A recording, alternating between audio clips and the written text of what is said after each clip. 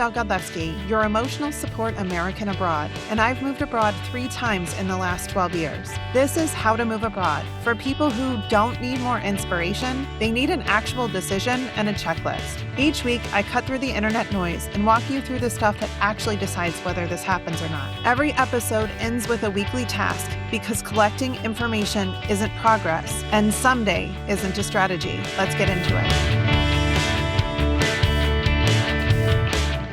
All right, friend, proof of funds. Yeah, I know you're cringing already and probably just want to mute this episode and skip it altogether, but please don't, because it's important. This is the requirement that makes people spiral because it looks like one giant intimidating number, and the internet loves to treat it like a personal attack on you because you don't have that much in the bank. It is absolutely not that. For those of you who have been around for a little while, you may know that my daughter plays youth hockey, and I'm going to use youth hockey as an example of how proof of funds works because I feel like it helps. Now, if you're not a hockey player, you've never watched a game of hockey before, you think hockey is hokey, totally fine. Stick with me. It makes sense because it works for any youth sport, but I'll use youth hockey because that's what my daughter plays and it's easy for me to explain it. Proof of funds is exactly like signing your kid up for any youth sport, for youth hockey, not where the cute part where they're wobbling around in tiny gear on ice skates and trying to figure out how to skate, but like the adult parental part. Because when you sign up your kid for youth hockey, nobody asks you how badly do they want it. They care about how much your kid loves ice hockey only to show up and ask, can you cover the season fees? Can you get the gear? Can you have transportation? Are you insured? Can they show up consistently? Because if you can't, the season becomes a mess for you, for the team, for coaches, everything. And here's the key. Those questions are not about judgment. They're about logistics. That's what proof of funds is. Immigration isn't asking, do you deserve to live here? They're asking, can you cover the season? Can you support yourself? Can you make it through the initial stretch without becoming a financial emergency? Do you have resources like income and savings or both that you can actually prove on paper? So today we're going to translate proof of funds into normal human language. We're going to talk about what counts, why it changes depending on your visa lane, and what to do when you don't meet it yet without turning into a crisis. And yes, of course, there's a weekly task at the end. You'll leave with a plan, not a spiral, because we don't believe in that kind of stuff right here. So proof of funds, very simply, is evidence you can support yourself and your dependents while living in that country on a visa. It's showing up to hockey school and saying, hey, I want hockey equipment for my child, and being able to show that you can get there on time, being able to show that you can afford the equipment, being able to show that you're going to be consistent when you're there and you're not going to suddenly wig out on the team and never show up. It's not proof that you're rich. It's not proof that you have unlimited money. It's not proof that you have every detail figured out of your life when you move. It is proof that you can cover the basics and stay stable without becoming a burden immediately when you arrive. And the reason it feels confusing is because people treat it like a universal rule. It is absolutely not. Proof of funds depends on the country that you're moving to, the visa lane, whether the visa lets you work locally or not, your family size, and what country accepts as proof, whether it's income, savings, a mix of both, etc. So if you're asking how much do I need as a single question, that's why you're overwhelmed. The question is not how much do I need? The question is, for this visa lane that I chose in this country, what do they accept as proof and how can I show it? Now, you're thinking maybe proof of funds feels personal, and I get it because we always seem to take money personally, but that's not it. The requirement exists because countries are not trying to issue residency permits to people who will immediately become a financial burden. That's it. And if you remove the emotion, that is absolutely logical. Just like youth hockey, a league isn't trying to be mean if it asks if you can pay. They're just trying to prevent chaos. Because when families can't cover the basics, the systems gets messy. They miss fees, they miss practices, there's stress, there's people quitting mid-season, coaches trying to patch holes along the way. If you've ever had your kid in dance, you know that when somebody gets hurt or when somebody can't afford the costumes, the whole choreography gets messed up, right? So immigration is trying to prevent the residency version of that. So proof of funds is not immigration being cold or cruel or unwieldy. It's immigration making sure you're not showing up with no plans, no resources, and a prayer. What counts? Maybe that's what you're thinking now. All right, cool, Mistel. So I got to prove I make money. How the hell do I do that? So it's going to vary directly by country and by your visa lane. But most proof of funds evidence falls into one of 3 different buckets. Bucket number 1 is income. That's obvious. It's the money coming in. Whether that is a salary, whether that is pension or retirement income, whether that's rental income, for example, if you have an investment, if you have consistent support payments like alimony that's going to last long enough for you to be there, stuff like that, that sometimes works. Consistent self-employment income, depending on the visa type, will also work with documentation. Of course, income is the cleanest proof because it shows that you can pay rent next month too, not just this month, right? So if you have that consistent income, that's great. But if you don't, there's also some other ways that you can get there. And income does not necessarily have to be directly the same as what you expect it to be, like a paycheck that's there, right? There's other ways that you can have income that comes in on a business if you're an entrepreneur, et cetera. That being said, not all visas require proof of income or proof of savings. It depends on your visa type. The number 2 bucket for proof of income is your savings bucket or buffer money, for example. This is usually shown via bank statements. Savings can be used as a standalone proof, like, look, I can cover myself. I have X amount of dollars available to me, or a buffer in addition to income. I'm stable, plus I have some backup money in case it becomes necessary. Then is the self-employment income. Now, we've talked before about income as monthly income, but if you're self-employed, proof is rarely, look, I have a website, right? Proof is tax returns, it's invoices, it's contracts, it's bank statements showing routine deposits. It's a very basic profits and loss statement.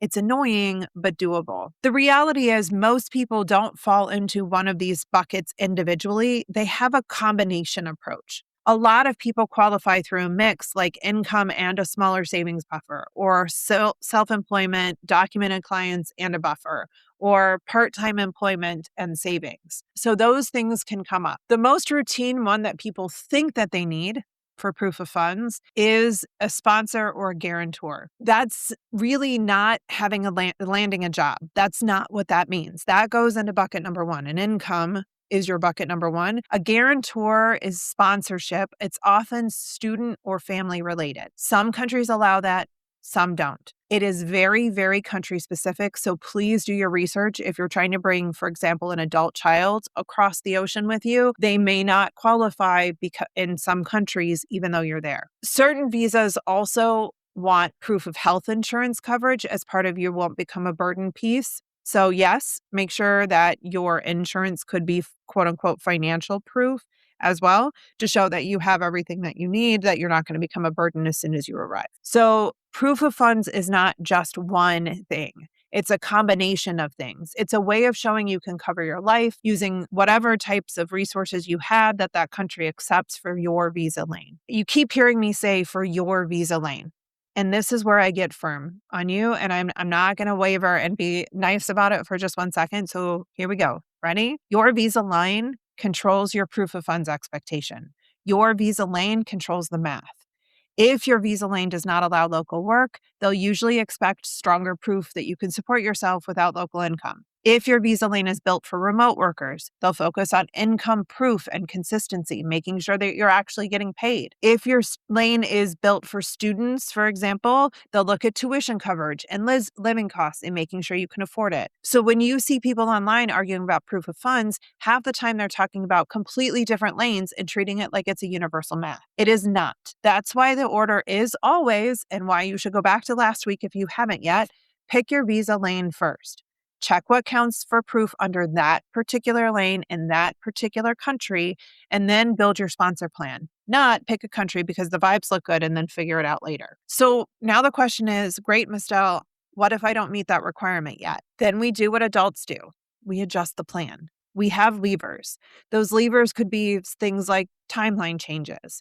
This is the most common way of doing it, and it's honestly probably the most effective. Time lets you build savings buffers, income consistency, better documentation history, whatever that may be. So if you're looking at in 6 months, you need 60 grand, that shit's not going to happen necessarily unless you already have it in the bank. So looking at a timeline that allows you a little longer to find a job, for example, or allows you a little bit longer to make some savings so that you can afford the move while you're doing a job search visa, pull those levers, okay? Lever 2 is to improve your proof, not just your money. Sometimes you might already have the income, but you can't prove it cleanly.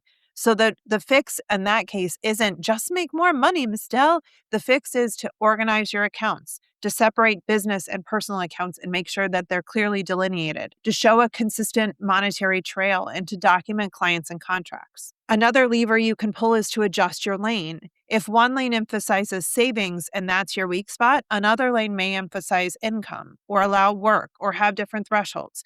So you may have to change your visa depending on the lane, or you may have to change your visa lane depending on the requirements. That's why we pick our visa lane first, and then we look into which ones work for us and which ones don't. If we're looking at all the different visa lanes, we're going to be overwhelmed and we're going to go, there's too much information. And this way we can say, okay, cool. I don't count for the digital nomad visa, but I can count for the freelance visa or vice versa. You're able to look and tweak based on what things that are there for you. Another lever you can pull is to adjusting your country shortlist. Different countries have different expectations. They have different costs of living. They have different basics that you need to meet before you can move there, right? So if you're deciding between Portugal and Germany, perhaps the cost of living difference is substantial. And therefore, you can change your country to start with one versus another to be able to get where you eventually want to go. You don't need to land in your forever country first. You need to get your first legal foothold abroad. And if you're thinking, for example, that you want to move to Bali, you may start in a different place first. You may start in Malaysia first because it's slightly less expensive to live there, or the rules are different, or Bangkok, or whatever, and then adjust as you go. Another lever you can consider is the building a buffer strategy that matches your reality. Not save until you feel safe, not save until you have 20K, a specific buffer tied to your lane and your budget. That's why this youth hockey analogy kind of works. If the season costs you $100, you don't sit there crying. You decide, can we swing it now? Do we need a longer one way? Do we choose a different program? Do we adjust the schedule? Same thing here. Okay. We can adjust our strategy based on how much money we have right now and how we can save or how we can change in the near future. All right, weekly task time. This week's task is, can we cover the season? Because that's what proof of funds is asking. You're going to build a one-page document that tells you in plain language what your plan is and whether or not it's stable and what you need to do, honestly, if it needs to change for whatever reason. The visa lanes that you were considering last week, we're going to take those too. So look at this. We're building on the document just like I told you we would. I promised we would. If you didn't listen to last week's episode, that's all right. You need to start now, but also go back and listen to last week's episode. It's super helpful. But this week, we're going to start with the visa lanes that you chose. You have either 2 or 3 that you chose last week. For each lane, I want you to write what proof they expect, whether it's income, it's savings, it can be a mix of both. You don't need perfect. You just need the general number, right? What do they accept? What do they not accept? Then you're going to look at your own situation right now. Do you have monthly income that comes with you when you move? Not, I hope to find a job, but do you currently have monthly income that can come with you?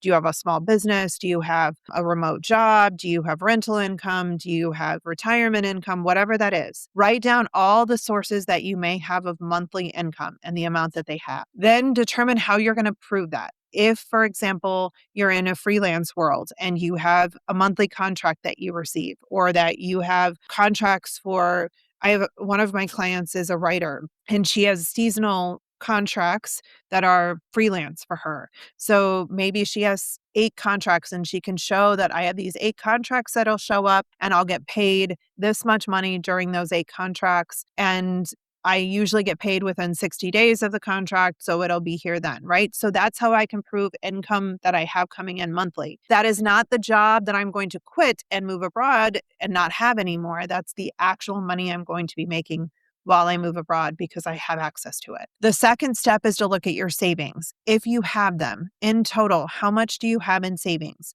What types of accounts do you have? How much do you have? How much can you prove that you have access to? These are not your 401k account necessarily, unless you're planning on rating it. If you're planning on leaving it behind, that is not accessible savings. That is not liquid assets for you.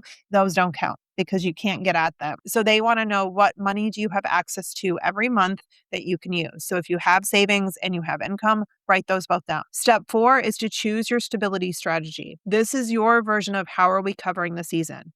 For example, You may have ongoing income that covers monthly requirements, plus you have a 3-month buffer, or you may have a savings buffer, or you may have self-employment income plus contracts. You may do a timeline shift so you can build that buffer over 3 or 6 months. Whatever that is for you, write that down as well on your piece of paper. And then I want you to identify your weak spot, because likely you have one or you are going to not be sitting here listening to me chat at you. If you don't have a weak spot, great. If you do, it may be something like you have inconsistent income, your documentation is a disaster, your savings buffer is too small right now, your timeline may be unrealistic, or your lane choice, for example, isn't clear what the requirements are. From that, we're going to take one action this week. Whatever day you're going to put it on, you're going to put it on your calendar so we actually get this shit done. What I want you to look at is potentially calculating your average income, especially if you're a freelancer. How much did you make over the last 6 months? Is that enough to meet the income requirements? Maybe you can pull your bank statements for the last 3 months. This is something that you're going to need to be doing ongoing as you get closer to your visa anyway, because that will help you when time comes. So start pulling your bank statements and have that in your system automatically there for you. Maybe that's detangling all your shit and you have a personal account that also is your business account. Maybe that's detangling that. Maybe it's drafting a basic P&L statement for yourself. Maybe it's re-looking at the countries that are on your shortlist so that the savings that you have today actually match what you need. Maybe it's booking a consulate if your setup is super a mess and you want to make sure that it makes sense.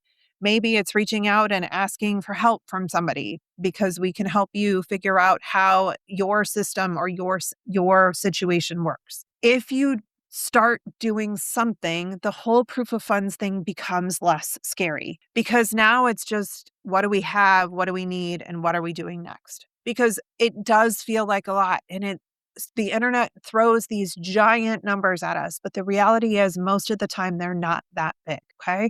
And we just have to kind of take ourselves back a few steps and actually look at it in a way that makes sense. Next week, we're going to do an episode on DIY versus paying so that you can start thinking about money in a different way. The things that you can do yourself, what's worth paying for and what's not worth paying for, because we end up spending a lot of money on overwhelm and throwing money at a problem when that's not the strategy that really works. So that's what we're going to talk about next week. If you have questions, as always, feel free, reach out to me in Instagram. I'm more than happy to help. Please like and follow. I appreciate so much for all of you that have been doing that recently. It's really helped to grow the podcast and let more people who want to move abroad actually learn how to do it. So this is How to Move Abroad, and I appreciate you being here. And I'll see you next week, friend. All right, friend, that's it for this episode. Do your weekly task while it's fresh so you don't forget and it doesn't end up on your back burner. If this episode helped, follow the show, please, on whatever platform you're listening on, and share it on Instagram so other people can find it too. If you tag me at I am Estelle on Instagram, I'll repost and I'll probably hype you up in your DMs like the emotionally supportive menace that I am. I'll see you next week, friend.